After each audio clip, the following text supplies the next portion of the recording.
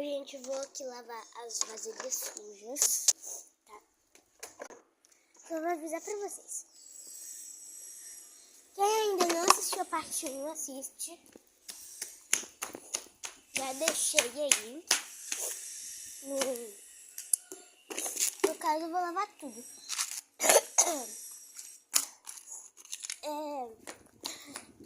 Eu já postei aí no YouTube. Vocês têm que ver aquele primeiro. Não é obrigatório, mas só tem que ver a parte 1 primeiro. Por quê? A parte 1 é importante. Vocês vão ver o que eu estava fazendo. E se vocês verem esse vídeo, não vai conseguir entender. Porque eu não vou falar de novo. Então, essa é a parte 2. Então, bora lavar aqui as vasilhas.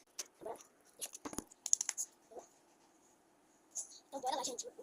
Vasilha faz 5 anos. Eu tenho 7, 8. Então, bora lá. Então, bora lá, né, gente? Bora lavar as vasilhas.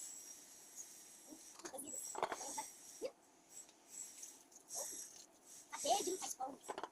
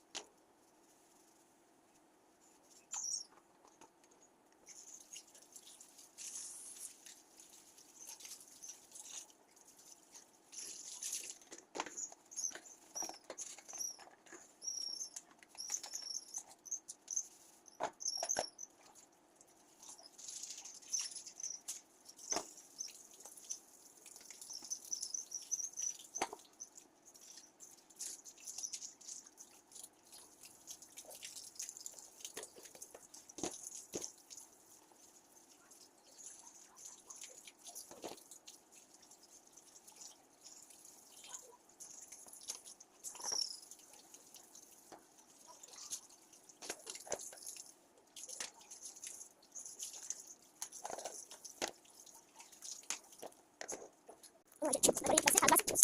Agora eu vou secar comigo. Tem que secar bem, senão vocês sabem. Tinha vergonha.